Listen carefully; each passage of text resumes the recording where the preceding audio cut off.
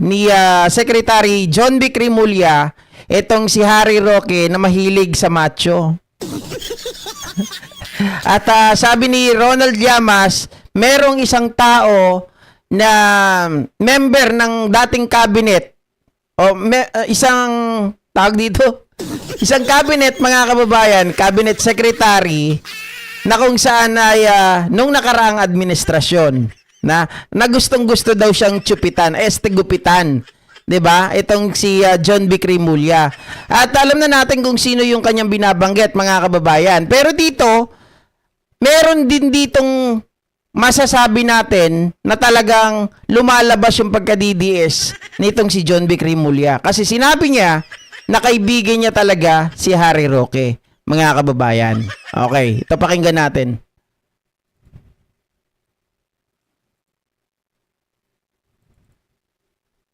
Nag-workout ka ba, Sek?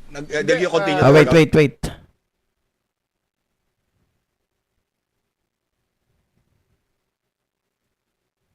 Ayan, ito. Kakatawa si Harry Roque dito eh. Nag-workout ka ba, Sek? Did you continue to workout? Natural lang. Hindi nag-workout talaga ako. Kaya yung isang dating cabinet secretary nung nakaraang gobyerno, paboritong siyang gupitan eh. Dating cabinet secretary ng nakaraang gobyerno. Di ba? Mga kababayan, gustong-gusto siyang gupitan. Ngayon, dahil nagbibiroan ng mga ito, merong nabulgar eh. Kung ano talaga si Harry Roque. Ang daming blind item dito. Yan ba yung lagi ko nababanggit na pangalan? Si Harry yan eh. Si Harry yan eh. Si Harry yan eh. So inamin si Harry Roque. Si Harry Roque yung binabanggit na gustong-gusto siyang tsupitan.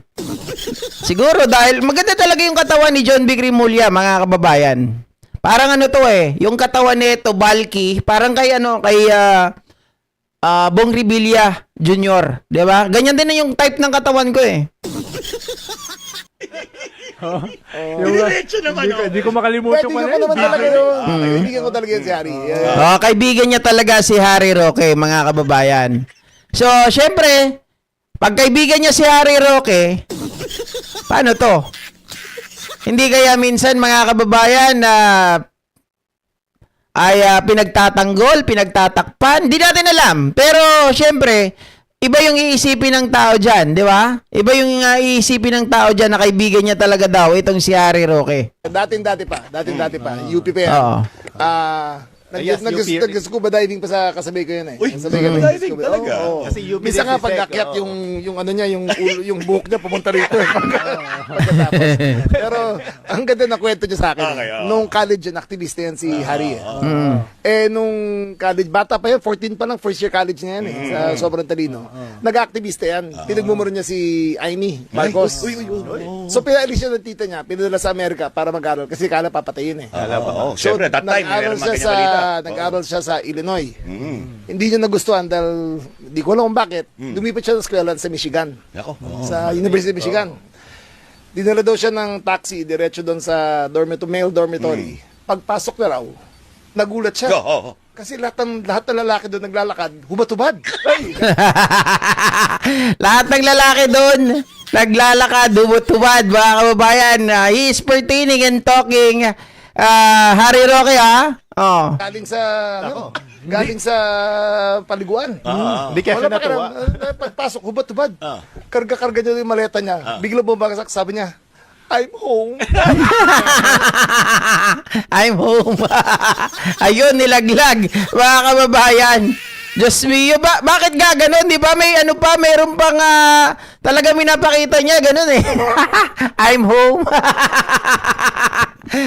Harry Roque. Tala, nilaglag ka ni John B. Rimulya, juding ka daw. Sabihin mo nga, suntukan tayo, pare. Diba? Wag kang papayag, juding ka daw. Totoo ba yun, pre?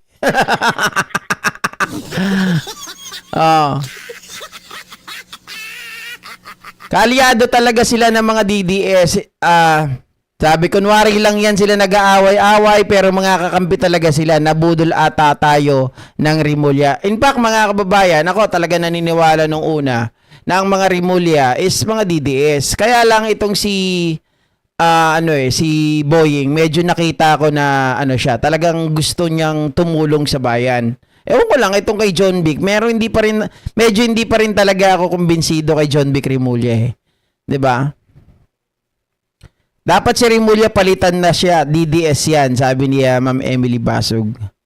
Kaya hindi mahuli si Roque.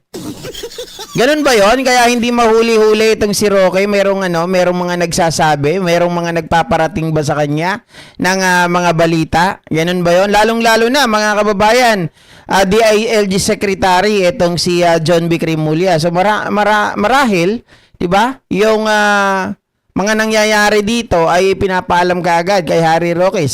Kaibigan niya daw eh, 'di ba? Sabi ni Sir Smokey, suntukan, matalo, manalo, magchuchupak. Ayos ka, sir. Kaloko mo Oh. 'Di ba, mga kababayan? Pero alam naman natin noon pa na talagang itong si Harry Roque, kahit mga opinion lang natin 'yon, 'di ba? Kahit opinion lang natin yung mga ginagawa natin noon nung ito po ay magkaroon ng tawag dito, ugnayan doon sa isang model. Na alam nyo naman kung sino yung model na yon, 'di ba, sa Pogo, na sinusuportahan ng di umano ni Harry Roque, maging yung kanilang paglabas-pasok o pangingibang bansa at yung pagtira nito sa Pogo. Alam naman natin na talagang kakaiba itong si Roque.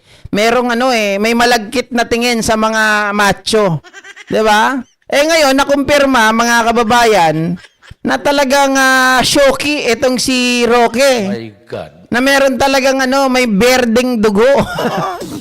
'Di ba? Hahamunin ni Roque ng kurutan niyang si John Vic.